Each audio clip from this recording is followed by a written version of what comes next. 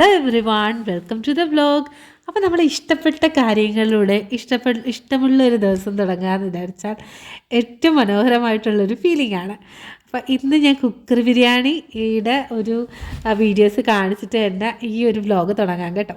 അപ്പോൾ അതിൻ്റെ കൂടെ കോമ്പിനേഷനായിട്ട് കുറച്ച് പപ്പടം വറുക്കുക, പിന്നെ നമ്മുടെ കുറച്ച് സലാഡ് ഉണ്ടാക്കുക. അപ്പോൾ ഇതാണ് കുക്കർ ബിരിയാണിയും അതിൻ്റെ സൈഡായിട്ട് നമ്മൾ ചിക്കൻ വഴട്ടിയതും ഒക്കെയുണ്ട്. ഇനി അതിനുശേഷം നമ്മൾ സാത്തിക്കുട്ടിക്ക് ഇന്ന് കുറച്ച് വെറൈറ്റി ആണ് കേട്ടോ. ഇതാണ് ടൊമാറ്റോ എഗ്. നമ്മൾ മുട്ട പൊരിക്കുമ്പോൾ അത് ടൊമാറ്റോ ചേർക്കുന്നത് അത്രയേ ഉള്ളൂ. സംഭവം ഞാനിത് കണ്ടപ്പം ഞാൻ മുട്ട കഴിക്കില്ല, സാത്തിക്ക് മുട്ട ഇഷ്ടമാണ്. അപ്പോൾ ഓരോ ദിവസം എന്തെങ്കിലുമൊക്കെ വെറൈറ്റി ഉണ്ടാക്കി കൊടുക്കണമല്ലോ എന്ന് ആലോചിച്ച് ഞാനിത് ഉണ്ടാക്കി കൊടുത്തതാണ്. പക്ഷേ എന്താ പറ്റിയെന്ന് വിചാരിച്ചാൽ ഇത് അധികം അവൾക്ക് ഇഷ്ടമായില്ല. ഈ ടൊമാറ്റോ അധികം വെന്തിട്ടില്ലായിരുന്നു, അതായിരുന്നു പ്രശ്നം. എന്തായാലും ഞാൻ ഈ മുട്ട കഴിക്കാത്തതുകൊണ്ട് തന്നെ അത് ഒട്ടും തന്നെ ടേസ്റ്റ് ചെയ്ത് നോക്കത്തില്ല. പക്ഷേ സാത്തി വ്ലോഗ് എടുക്കുന്നതുകൊണ്ട് ഭയങ്കര ടേസ്റ്റ്. അത് എൻ്റെ അടുത്ത് വെറുതെ ആയിട്ട് പറഞ്ഞത്. എന്നിട്ട് എൻ്റെ അടുത്ത് പറഞ്ഞു, അമ്മ ഇത് കൊള്ളത്തില്ല, ഇനി എനിക്ക് ഉണ്ടാക്കി തല്ലേന്ന് കേട്ടോ. ഇത് ഓക്കെ ആണെങ്കിൽ ഇനി ക്യാരറ്റ് എഗ്ഗ് ഉണ്ടാക്കണമെന്ന് വിചാരിച്ച് ഞാൻ ഇരുന്നു. ഇത് വേറൊരു ദിവസം ഞങ്ങൾ USA പോയൊരു ദിവസമായിരുന്നു കേട്ടോ. അവിടെ കുറച്ച് എക്സിബിഷൻ കണക്ക് നമ്മുടെ ഹെൽത്തി ഫുഡിനെ കുറിച്ച് കൂടുതൽ അവരെ ഒരു കാര്യം പറഞ്ഞതിൽ ഞാൻ നോട്ട് ചെയ്തതെന്ന് ഞാൻ വിചാരിച്ചു പയർ മുളപ്പിച്ചതിനാണ് ഏറ്റവും കൂടുതൽ ഗുണമെന്ന്. ആക്ച്വലി അങ്ങനെയല്ല, മുളപ്പിച്ച ആ ഇല പിടിക്കത്തില്ലേ, ആ ഇല കറികളിൽ ഇടുമ്പോഴാണ് ഏറ്റവും ഗുണമെന്നാണ് അവർ പറയുന്നത്.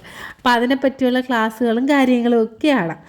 അപ്പോൾ അതിന് ശേഷം ഞാൻ വീട്ടിലേക്ക് പോയി അവിടെ കുറച്ച് സമയമൊക്കെ ഒന്ന് സ്പെൻഡ് ചെയ്തു. അവിടുത്തെ ഒരു നല്ല രസമുണ്ട് കേട്ടോ. ഈ ലൈറ്റിങ്ങൊക്കെ കണ്ടപ്പോൾ സൂപ്പറായിരുന്നു. അത് കുറച്ച് നേരം കണ്ടതിന് ശേഷം ഞാനും സത്യക്കുട്ടിയും വീണ്ടും വീട്ടിലേക്ക് മടങ്ങി. ചില ദിവസം ആദ്യമൊക്കെ ഉണ്ടല്ലോ, ആ വീട് വെച്ച സമയത്ത് രാത്രിയൊക്കെ ഇങ്ങനെ പുറത്തിറങ്ങാമെന്ന് വെച്ചാൽ ഞങ്ങൾക്ക് എന്തോ ഒരു ഹൊറർ കണക്കായിരുന്നു. ഇപ്പം എല്ലാം ശീലമായി. ഇപ്പം രാത്രി പുറത്തിറങ്ങുന്ന ഒരു വിഷയമായ അല്ലാണ്ടായി.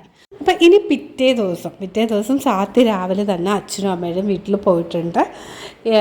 ഇവിടെ ഞാൻ എൻ്റെ പരിപാടി എന്ന് വിചാരിച്ചാൽ രാവിലെ ചിക്കൻ കറിയൊക്കെ വെക്കും, ചിക്കൻ ഫ്രൈ ചെയ്യാനുമുണ്ട്. അതൊക്കെ രാവിലെ തന്നെ ഈ കുക്കിംഗ് പാർട്ട് അങ്ങ് ഒതുക്കി കഴിഞ്ഞാൽ നമുക്ക് കുറേയൊക്കെ സ്വസ്ഥത കിട്ടും. അന്നേരം ചോദിക്കുക എന്താണ് എൻ്റെ ബ്രേക്ക്ഫാസ്റ്റ് എന്ന്. രാവിലെ ഓട്സാണ് കേട്ടോ എൻ്റെ ബ്രേക്ക്ഫാസ്റ്റ്. ഇപ്പോൾ കുറേ കാലമായിട്ട് ഞാനിങ്ങനെ നമ്മുടെ ഓട്സ് ഇങ്ങനെ സ്റ്റോക്ക് ചെയ്ത് വെക്കുക, അത് തന്നെ ബ്രേക്ക്ഫാസ്റ്റ്. അതാകുമ്പം നമുക്ക് കുക്ക് ചെയ്യാനും എളുപ്പമാണ്, കഴിക്കാനും കുറച്ചും കൂടെ ഹെൽത്തിയാണ്.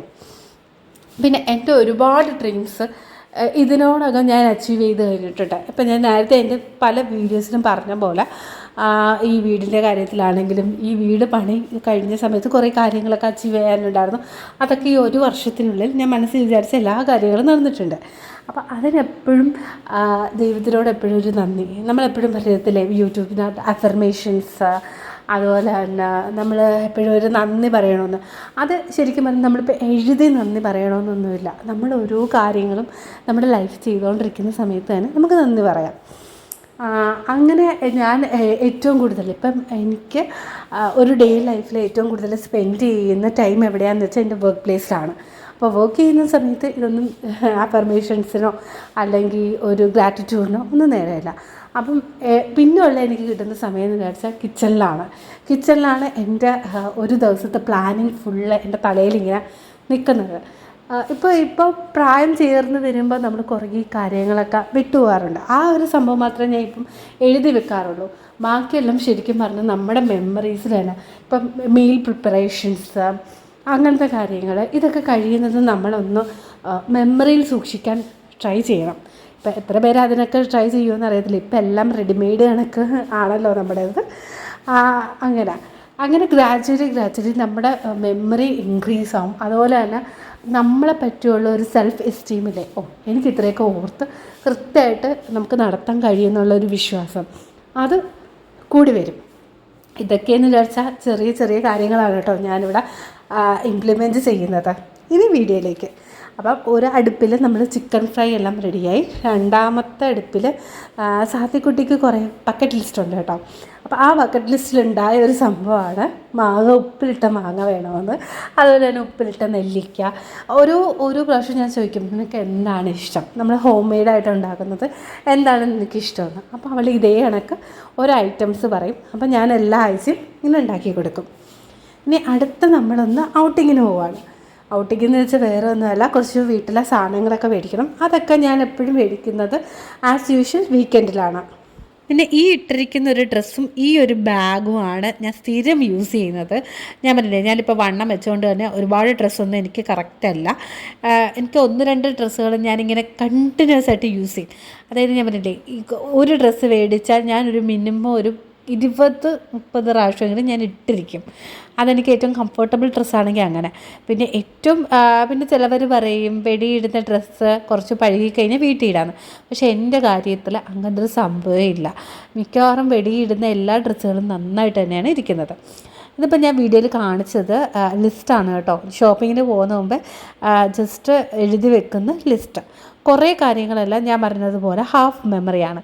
എല്ലാം എടുത്ത് വെച്ചതിന് ശേഷം മാത്രം നമ്മൾ ലാസ്റ്റ് ആ ലിസ്റ്റ് ഒന്ന് നോക്കി ഇതിൽ എന്തെങ്കിലും മിസ്സിങ് വന്നിട്ടുണ്ടോ എന്ന് ചെക്ക് ചെയ്യാം. അന്ന് പറഞ്ഞ ലിസ്റ്റ് ഒന്നും എടുക്കാതെ നമ്മൾ പോകണമെന്നൊന്നും ഞാൻ പറയത്തില്ല കേട്ടോ. ചില സമയം നമ്മൾ മറന്നു പോകുമല്ലോ. ഇത് സ്ക്രബ്ബറിൻ്റെ കാര്യത്തിൽ എനിക്ക് കൺഫ്യൂഷനാണ്. ഇത് ഞാൻ യൂട്യൂബിലൊക്കെ കണ്ടിട്ടുണ്ട് ഈ ഒരു ടൈപ്പ് സ്ക്രബ്ബർ. അപ്പോൾ ഞാൻ മേടിക്കണോ വേണ്ടേ എന്നുള്ള കൺഫ്യൂഷനിൽ ഞാൻ ഇതൊന്നും അല്ല കേട്ടോ എടുത്തത്, വേറെയൊക്കെയാണ്. അങ്ങനെ അത്യാവശ്യം വേണ്ട സാധനങ്ങൾ മാത്രമേ മേടിച്ചിട്ടുള്ളൂ. ഇത് നമ്മുടെ കൊട്ടിയം ധന്യയിലാണ് കേട്ടോ. ഇപ്പോൾ അവിടെ പാർക്കിങ്ങിനൊക്കെ ഭയങ്കര ബുദ്ധിമുട്ടാണ്. അപ്പോൾ അവരെ വക ഹോം ഡെലിവറി ഉണ്ട്. ഇത് വേനലിൻ്റെ സമയത്താണ് കേട്ടോ ഞാനിത് ഷൂട്ട് ചെയ്തത്. അതിനുശേഷം ഞാൻ ആ സർവീസ് റോഡിൽ കൂടെ നടന്നാണ് ആ ലഗേജുമായിട്ട് ഇങ്ങോട്ട് വന്നത്. പിന്നെ സൺഗ്ലാസ് മസ്റ്റാണ്, അല്ലെങ്കിൽ പിന്നെ കണ്ണ് കാണത്തില്ല. അത്രയ്ക്ക് പൊടിയും ഞങ്ങളുടെ അവിടെ ഭയങ്കര ഒരു പൊല്യൂഷനാണ്. ഇതൊരു പെരുന്നാൾ സമയത്ത് ഞങ്ങളുടെ വീട്ടിൻ്റെ അപ്പുറത്തുള്ള അങ്കിള് കൊണ്ടുവന്നതാണ് കേട്ടോ. എനിക്ക് സത്തുവിനും നല്ല വലിയ പീസ് ചിക്കനും കുറേ റൈസും ഒക്കെ ഞങ്ങൾക്ക് 2 നേരം നല്ല സൂപ്പറായിട്ട് കഴിക്കാനുണ്ടായിരുന്നു. അത് മാത്രമല്ല നല്ല ഒടുക്കത്തെ ടേസ്റ്റും ആയിരുന്നു. ഇനി നമുക്കൊരു റെയിനി ഡേയിലോട്ട് പോവാം. അപ്പോൾ നമ്മുടെ മഴയും കാലവർഷവും ഒക്കെ അൺഎക്സ്പെക്റ്റഡ്ലി അങ്ങ് തുടങ്ങി. എൻ്റെ ദൈവമേ, ഈ മഴയായിക്കഴിഞ്ഞാൽ ഞാൻ പറഞ്ഞിട്ടില്ലേ, ഞങ്ങളുടെ വഴിയിൽ നിന്ന് വിചാരിച്ചാൽ മൊത്തം ഞങ്ങളുടെ വീടിൻ്റെ ഫ്രണ്ട് ഒരു 6 കണക്കാവും. ഭയങ്കര വെള്ളപ്പൊക്കമാണ്. അതർവൈസ് മഴ ഭയങ്കര സൂപ്പറാണ് കേട്ടോ. ഇന്ന് ആദ്യത്തെ ഒരു മഴയായിരുന്നു. അപ്പോൾ സാത്തുക്കുട്ടി കുളിച്ച് വന്ന് ഇവളെന്താണെന്ന് വെച്ചാൽ വാട്ടർ ഗെയിമില്ലേ, പണ്ടത്തെ ഒരു ഗെയിമുണ്ടല്ലോ ഇങ്ങനെ കുത്തി കളിക്കുന്നത്, അത് വെച്ചിട്ട് കളിച്ചുകൊണ്ടിരിക്കുകയാണ്. ഇതൊക്കെയാണെങ്കിൽ പിള്ളേരെ കണ്ണിലൊന്നും പ്രശ്നം വരത്തില്ല, കുറച്ചും കൂടെ നല്ലതാണെന്ന് എനിക്ക് തോന്നും. സാധിക്ക് ഇതൊക്കെ ഇഷ്ടമാണ് കേട്ടോ. എല്ലാ പിള്ളേരും ഇപ്പോൾ ഫോണൊക്കെ കളിപ്പിച്ച് ശീലിപ്പിച്ച് പിള്ളേർക്ക് അതൊന്നും പറ്റത്തില്ല. ഞാൻ ഈയിടെ ബസ്സിൽ പോയപ്പോൾ ഉണ്ടല്ലോ, ഞാൻ കണ്ടുകൊണ്ടിരിക്കുന്ന 2 കുഞ്ഞു പിള്ളേരുടെ കയ്യിൽ ഗെയിം. അവരുടെ അച്ഛനും അമ്മയും ഭയങ്കര എൻകറേജ്മെൻറ്റ് അങ്ങനെ ഗെയിം കളിക്കുക. ആ പിള്ളേർ ഗെയിം അല്ലാതെ വേറൊരു കാര്യം നോക്കുന്നില്ല. അപ്പോൾ ഇത് തിരിച്ച് വീഡിയോയിലേക്ക് വീണ്ടും. അപ്പം ഞാൻ കുളിച്ച് ഇതെൻ്റെ പുതിയ നൈറ്റ് ഡ്രസ്സാണ് കേട്ടോ. ഈയിടെ ഞാൻ കുറച്ച് നൈറ്റ് ഡ്രസ്സൊക്കെ എടുത്തിട്ടുണ്ട്. ഭയങ്കര എനിക്ക് ഏറ്റവും ഇഷ്ടപ്പെട്ട കളറാണ് ഈ പിങ്ക്. അത് ഞാൻ സാത്തിക്കുട്ടിക്കുണ്ടല്ലോ ഒരു പെറ്റിക്കോട്ട് മോഡൽ ഒരു പിങ്ക് എടുത്തിട്ടുണ്ട്. എന്താണെന്ന് വെച്ചാൽ ഇവിടെ അത്യാവശ്യം ഭയങ്കര ചൂടായതുകൊണ്ട്. അത് കഴിഞ്ഞിട്ട് ഇപ്പം മഴയൊക്കെ തുടങ്ങിയല്ലോ, ഇനിയിപ്പോൾ തണുക്കായിരിക്കും. പക്ഷെ അധികം തണുപ്പൊന്നുമില്ല. അപ്പം ഈ ഒരു ഒരു സമയത്ത് നല്ല ചൂടുള്ള പോപ്കോൺ കഴിക്കാൻ വേണ്ടി ഒരു ആഗ്രഹം. അപ്പോൾ ഞാൻ പോപ്കോണിൻ്റെ ചെറിയ പാക്കറ്റില്ലേ, 35 രൂപയുടെയും 10 രൂപയുടെയൊക്കെ ആ പാക്കറ്റ് ഇങ്ങനെ മേടിച്ചിങ്ങനെ സ്റ്റോക്ക് ചെയ്ത് വെക്കും. ഇതുപോലെ നല്ല മഴയുള്ള സമയത്ത് നല്ല ചൂട് പോപ്കോണും കട്ടൻ ചായയും ഒക്കെ ആയിട്ട് സിറ്റ് ഔട്ടിലിരുന്ന് ഇങ്ങനെ കഥയും പറഞ്ഞ് ഫ്ലാഷ് ബാക്കൊക്കെ പറഞ്ഞിരിക്കും. ഒരു പ്രത്യേക സുഖമാണ് കേട്ടോ. നിങ്ങളാരെങ്കിലും ഇങ്ങനെ മക്കളുമായിട്ട് അങ്ങനെയൊക്കെ ഇരിക്കാറുണ്ടോ? ഞാനാണെങ്കിൽ ഇങ്ങനെ പണ്ടത്തെ ഹോബീസും കളക്ഷൻസും അങ്ങനത്തെ കാര്യങ്ങളും ഒക്കെ പറഞ്ഞ് സത്യമെടുത്തിരിക്കുന്നൊരു സ്പെൻഡ് ചെയ്യുന്നൊരു സമയം ഈ ഒരു വൈകുന്നേരങ്ങളിലാണ്. ഇനി നമുക്ക് നേരത്തെ പറഞ്ഞ പോലെ നല്ല ചൂട് കോഫി ഉണ്ടാക്കാം കേട്ടോ. കട്ടൻ കാപ്പി നമുക്ക് ഉണ്ടാക്കി അത് കുടിക്കുമ്പോൾ ഒരു പ്രത്യേക സുഖമല്ലേ. അപ്പോൾ ആ കൂട്ടത്തിൽ പറയാനുള്ള ഒരു കാര്യം എന്ന് വിചാരിച്ചാൽ, ഞാനൊരു വർക്കിംഗ് മദറാണ്. എനിക്ക് മൺഡേ ടു ഫ്രൈഡേ ഒരുപാട് തിരക്കാണ്. ചില സമയം സാത്തിയെടുത്തൊന്നും മനസ്സ് തുറന്ന് സംസാരിക്കാനും ഒന്നും പറ്റാറില്ല. അന്നേരം ആ ഒരു കുറവ് നികത്തുന്ന സമയമെന്ന് വിചാരിച്ചാൽ ഈ സാറ്റർഡേ സൺഡേ വൈകുന്നേരങ്ങളിലും പകൽ ഉള്ള സമയത്തുമാണ് കേട്ടോ. ഞങ്ങൾ ഒരുപാട് കാര്യങ്ങൾ സംസാരിക്കും. ഏറ്റവും കൂടുതൽ ഞാൻ സംസാരിക്കാറുള്ള ഒരു കാര്യം എന്ന് വെച്ചാൽ എൻ്റെ ഫ്ലാഷ് ബാക്കാണ്. ഫ്ലാഷ് ബാക്കിൽ കൊച്ചിലെ നമ്മുടെ കളക്ഷൻസൊക്കെ ഇല്ലേ, ഓരോ ഹോബീസ് കളക്ഷൻസ് അങ്ങനെയൊക്കെ. അപ്പം പതിവ് പോലെ നമ്മൾ പോപ്കോണുമായിട്ട് വന്നപ്പോൾ ആളിവിടെ ഇല്ല കേട്ടോ. ആളകത്തും കണ്ട് പോയി എന്തോ കളിക്കായിരുന്നു. അപ്പം ഞാൻ പുറത്തൊക്കെ നോക്കിയപ്പം എൻ്റെ ദൈവമേ നല്ല മഴയെന്ന് വിചാരിച്ചാൽ അൺഎക്സ്പെക്റ്റഡ് ആയിട്ടുള്ള വന്നൊരു മഴയാണ്. പക്ഷേ ഇത്രയും ചൂടിൻ്റെ മേലെ ഒരു മഴ വന്നപ്പോൾ ഒരു ആശ്വാസമൊക്കെ ഉണ്ട്. ഇത്രയും മഴ പെയ്തിട്ടും ഒരു തണുപ്പ് എൻവയോൺമെൻറ്റ് ഇതുവരെ ആയിട്ടില്ല. പിന്നെ സാത്തിക്കുട്ടി വന്ന് ആ പോപ്കോണൊക്കെ കഴിച്ചു കേട്ടോ. അപ്പം ഞങ്ങളിരുന്ന് പറഞ്ഞുകൊണ്ടിരിക്കുമായിരുന്നു എൻ്റെ പണ്ടത്തെ ഹോബീസിനെ കുറിച്ച്, കളക്ഷൻസിനെ പറ്റി. ഞാൻ കുറച്ച് വരയ്ക്കുകയൊക്കെ ചെയ്യുമായിരുന്നു, ഡെക്കറേറ്റ് ചെയ്യുമായിരുന്നു, ഡയറി എഴുതുമായിരുന്നു, അതിനെയൊക്കെ പറ്റി കേട്ടോ. പിന്നെ കുറച്ച് കഴിഞ്ഞപ്പോൾ കൊതുകേടിയുടെ ശല്യം സഹിക്കാൻ വയ്യാതെ ഞങ്ങൾ രണ്ടുപേരും അകത്ത് ചെന്നിരുന്നു. അപ്പോൾ അവൾ പറഞ്ഞ് ലൈറ്റൊക്കെ ഓഫ് ചെയ്തിട്ട് ക്യാൻഡിൽ ലൈറ്റ് ഡിന്നർ കണക്ക്, ക്യാൻഡിലില്ല, ക്യാൻഡിലിനെ പോലൊരു ലൈറ്റില്ലേ ഞാൻ ക്രിസ്മസ് ടൈമിൽ മേടിച്ചത്, ആ ഒരു ലൈറ്റ് ഓൺ ചെയ്ത് വെച്ചിട്ട് പോപ്കോൺ കഴിക്കാനുള്ള രീതിയിൽ.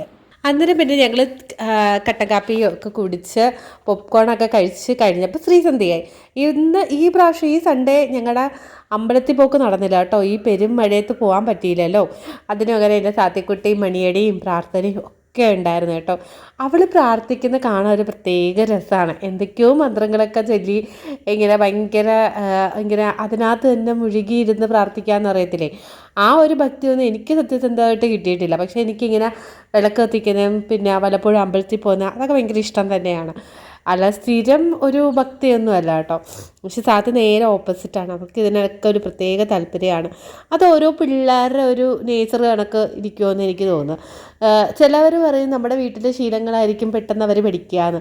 പക്ഷേ ഇത് എൻ്റെ വീട്ടിൽ ഇപ്പോൾ എനിക്ക് അങ്ങനെയൊന്നുമില്ല. പക്ഷെ അമ്മ അമ്പലത്തിൽ പോകുന്ന കൂട്ടത്തിലാണ്. അപ്പോൾ അവിടെ നിന്ന് ഒക്കെ ആയിരിക്കും ഇവൾ ഇതൊക്കെ പഠിച്ചിരുന്നത്. അത് കഴിഞ്ഞിട്ട് നല്ല ജാസ്മിൻ്റെ സ്മെല്ലുള്ള ചന്ദനത്തിരിയാണ് കേട്ടോ. ഇതിങ്ങനെ സെൻട്രൽ പോർഷനിൽ കത്തിച്ച് വെച്ചാൽ തന്നെ നല്ലൊരു മണമാണ്. ഈ ശ്രീസന്ധ്യ സമയത്ത് നമ്മുടെ അവിടെ നിന്നൊക്കെ വീട്ടിൽ നിന്ന് ഓരോരുത്തർ നല്ല ചന്ദനത്തിരിയുടെയും ഭസ്മത്തിൻ്റെയും അതൊരു കുമിഞ്ചാൻ പുതയ്ക്കുന്നതിൻ്റെയൊക്കെ ഒരു മണം വരത്തില്ലേ, അതെനിക്ക് ഭയങ്കര ഇഷ്ടമാണ്. അപ്പോൾ ഇതെല്ലാം കഴിഞ്ഞിട്ട് നമ്മുടെ സാത്തിക്കുട്ടിക്ക് എൻ്റെ പഴയ ഒരു ലാപ്ടോപ്പാണ് കേട്ടോ കളിക്കാൻ കൊടുത്തേക്കുന്നത്. അതിനുശേഷം എൻ്റെ കയ്യിൽ 2 ഡയറി ഉണ്ട്. ഒന്ന് എൻ്റെ ഒഫീഷ്യൽ കാര്യങ്ങൾ എഴുതാനും പിന്നെ ഒരെണ്ണം ഒരു പേഴ്സണൽ ഡയറി, അതായത് പേഴ്സണൽ അച്ചീവ്മെൻറ്റ്സ്, പിന്നെ അടുത്ത ആഴ്ച ചെയ്ത് തീർക്കേണ്ട കാര്യങ്ങൾ. ഇപ്പോൾ എക്സാമ്പിൾ പറയുകയാണെങ്കിൽ വീട്ടിലെ ടാക്സ്, അല്ലെങ്കിൽ എനിക്ക് വണ്ടിയുടെ ടയറൊന്ന് മാറ്റണമായിരുന്നു, അത്. പിന്നെ ഇവിടെ ഇനി ഞാൻ പുതിയൊരു ഫാൻ മേടിച്ചു, അത് ഫിറ്റ് ചെയ്യിപ്പിക്കണം, അത്. എനിക്ക് തോന്നുന്നു വീട്ടിലെ ടാക്സ് അടച്ചു, എൻ്റെ വണ്ടിയുടെ ടയർ ഇതിനോടകം ഞാൻ മാറ്റി, എല്ലാം ഞാൻ അച്ചീവ് ചെയ്തു കേട്ടോ. അപ്പോൾ അങ്ങനത്തെ കാര്യങ്ങളൊക്കെ അല്ലേ നമ്മുടെ വീട്ട് സംബന്ധിച്ച കാര്യങ്ങൾ, അതൊക്കെയാണ് എൻ്റെ പേഴ്സണൽ ബക്കറ്റ് ലിസ്റ്റിൽ ഞാൻ എപ്പോഴും ഉൾപ്പെടുത്തുക. ഇനി നമ്മുടെ വ്ളോഗ് വൈൻഡപ്പ് ചെയ്യാനുള്ള സമയത്ത് ഒരു കാര്യം കൂടെ പറയാതിരിക്കാൻ എനിക്ക് തീരെ വയ്യ. നമ്മളിപ്പോൾ 2.5 വയസ്സുകാരിയുടെ ഒരു കേസ് കണ്ടയാണ്. അപ്പം അതിനെപ്പറ്റി വലിയ അഭിപ്രായം പറയാനൊന്നും അല്ല ഞാൻ പറയുന്നത്. അച്ഛനും അമ്മയും തമ്മിലുള്ള പൊരുത്തക്കേടും സ്നേഹമില്ലായ്മയുടെയും ഒരു റിസൾട്ടാണ് നമ്മുടെ കുഞ്ഞുങ്ങൾക്കുള്ള ഇമ്പാക്റ്റ് എന്ന് പറയുന്നത്. അത് സത്യസന്ധമായിട്ടുള്ളൊരു കാര്യമാണ്. ഒരു കാര്യം സംഭവിച്ചതിന് ശേഷം അമ്മയാണ് ഉത്തരവാദി അല്ലെങ്കിൽ അച്ഛനാണ് ഉത്തരവാദി എന്ന് പറഞ്ഞിട്ട് കാര്യമൊന്നുമില്ല. സംഭവിച്ചത് നമ്മുടെ സ്വന്തം കുഞ്ഞിനാണ്. അന്നേരം ഈവൻ കുഞ്ഞുങ്ങൾ വേണമെന്ന് വെക്കുന്ന സമയത്ത് പോലും അവരവരൊരു ഇവാലുവേഷൻ വേണം, പരസ്പരം ഒരു ഇവാലുവേഷൻ വേണം. അവരെ പിന്നെ പ്രസവിക്കാനും അവരെ വളർത്താനുമുള്ള പക്വതയും പാകുതയും ആയിട്ടുണ്ടോയെന്ന്. നമ്മുടെ സൊസൈറ്റിയിലുള്ള ഒരു പ്രത്യേകത എന്ന് വെച്ചാൽ കല്യാണം കഴിഞ്ഞ ഉടൻ എല്ലാവരും ചോദിക്കുന്നത് വിശേഷമായില്ലേന്ന്. ഞാൻ ഒരു കോൺസെപ്റ്റ് വിശ്വസിക്കുന്നില്ല. ഞാൻ വിശ്വസിക്കുന്ന എപ്പോഴും നമുക്ക് ഓക്കെ ആണ് എന്ന് തോന്നുമ്പോൾ 2 പേർക്കും ഓക്കെ ആണെന്ന് തോന്നുന്ന സമയത്ത് മാത്രം കുഞ്ഞുങ്ങൾ ഉണ്ടാക്കുക. ഇപ്പോൾ പലയിടത്തും അങ്ങനെയല്ല കാണുന്നത്. ഭർത്താവിൻ്റെ ഇഷ്ടം കൊണ്ട് മാത്രം ഉണ്ടാവുന്ന എത്രയോ കേസുകൾ നമ്മൾ കണ്ടിട്ടുണ്ട്. നമ്മുടെ കുടുംബ വഴക്കിൻ്റെ ഏറ്റവും കൂടുതൽ വിക്ടിം ആവുന്നത് കുഞ്ഞുങ്ങളാണെന്ന് നമുക്ക് ഏറ്റവും കൂടുതൽ അറിയാവുന്ന കാര്യങ്ങളാണ്. ഇനി എന്തൊക്കെ കാര്യങ്ങൾ ചെയ്താൽ നമുക്ക് ഇങ്ങനത്തെ കാര്യങ്ങളൊക്കെ പ്രതിരോധിക്കാമെന്ന് എനിക്ക് തോന്നിയ കുറച്ച് ടിപ്പുകളും കൂടെ പറഞ്ഞിട്ട് ഈ വ്ലോഗ് അവസാനിപ്പിക്കാം. ഒന്ന്, ചെറിയ പ്രായത്തിലുള്ള കുഞ്ഞുങ്ങളാണെങ്കിൽ നമ്മൾ തീർച്ചയായിട്ടും അവർ കുളിപ്പിക്കുന്ന സമയത്തും അവരുടെ ബോഡി ഒന്ന് ചെക്ക് ചെയ്യണം. അതൊരു തെറ്റല്ല. ഒരു പ്രായം വരെ നമുക്കത് ചെയ്യാൻ പറ്റും, അമ്മമാർക്ക് ചെയ്യാൻ പറ്റും. ഈവൻ ആൺകുട്ടികളാണെങ്കിൽ പോലും ഇങ്ങനെ ചെയ്യണം. കാരണം പല ചൂഷണങ്ങളും നടക്കുന്നതെന്ന് വിചാരിച്ചാൽ ഒന്നും നമ്മൾ പ്രോപ്പറായിട്ട് ചെക്ക് ചെയ്യുന്നില്ല, ചുമ്മാ കുളിപ്പിച്ച് പോകുന്നു, അങ്ങനെയുള്ളൂ. ഒരു വയറ്റുവേദന വന്നു കഴിഞ്ഞാൽ അത് വേറെ എന്തെങ്കിലും ലക്ഷണമാണെന്നുള്ള രീതിയിൽ നമ്മൾ അനാലിസിസ് ചെയ്യുന്നു. അങ്ങനെ പല കാര്യങ്ങൾ കൊണ്ട് നമ്മൾ ഇഗ്നോർ ചെയ്യുന്ന ഒരുപാട് അമ്മമാരുണ്ട് കേട്ടോ. ചിലപ്പോൾ അവർ തിരക്കുകൾ കൊണ്ടായിരിക്കും, അവർ അവയർനെസ് ഇല്ലായ്മയായിരിക്കും, അങ്ങനെയൊന്നും വരത്തില്ല എന്നുള്ള വിശ്വാസം കൊണ്ടായിരിക്കും, അങ്ങനെ പല കാര്യങ്ങളും കാണും. പിന്നെ രണ്ടാമത്തെ വലിയൊരു കാര്യം എന്ന് വിചാരിച്ചാൽ കുഞ്ഞുങ്ങളിൽ ചെറിയൊരു ചേഞ്ച് കണ്ടാലും അത് എന്താണെന്ന് അവരടുത്ത് ചോദിച്ച് മനസ്സിലാക്കുക, അതൊന്ന് ഒബ്സർവ് ചെയ്യുക, അതിന് സമയം കണ്ടെത്തുക. ഏറ്റവും ഇമ്പോർട്ടൻറ്റ് കാര്യം എന്ന് വിചാരിച്ചാൽ ആ കുഞ്ഞുമായിട്ടുള്ള സമയം സ്പെൻഡ് ചെയ്ത് അവനെ അല്ലെങ്കിൽ അവളെ മാനസികമായി മനസ്സിലാക്കാൻ ശ്രമിക്കുക. ഇതെന്ന് വിചാരിച്ചാൽ ഇത് എല്ലാതരം ബാല്യകാലത്ത് ഏറ്റവും കൂടുതൽ സപ്പോർട്ട് വേണ്ടത് പാരൻസിൽ നിന്നാണ്. എസ്പെഷ്യലി ഈ ഒരു കാലഘട്ടത്തിൽ കൂടി പോകുന്ന കുഞ്ഞുങ്ങൾ എന്തൊക്കെ ടെൻഷൻസാണ് അനുഭവിക്കുന്നത് നമുക്കറിയാൻ പറ്റത്തില്ല. നമ്മുടെ ജനറേഷനും അല്ല, നമ്മൾ വളർന്നൊരു സാഹചര്യവും അല്ല.